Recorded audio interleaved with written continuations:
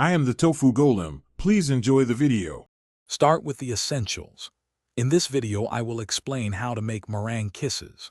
First, you'll need 4 large egg whites, 1 cup of granulated sugar, and a small pinch of cream of tartar.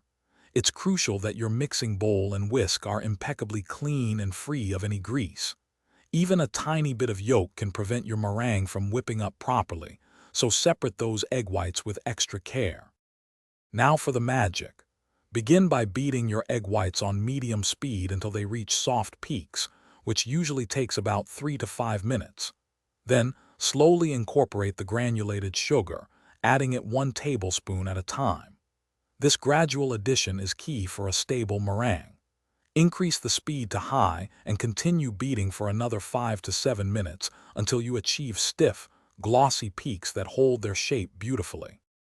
Time to shape those lovely kisses. Fit a piping bag with your favorite star tip and carefully fill it with the meringue mixture.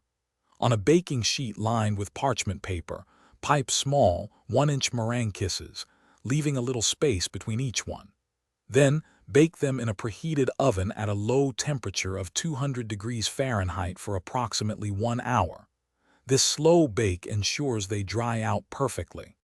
The final steps are just as important. Once the baking time is complete, turn off your oven but leave the meringue kisses inside for an additional hour.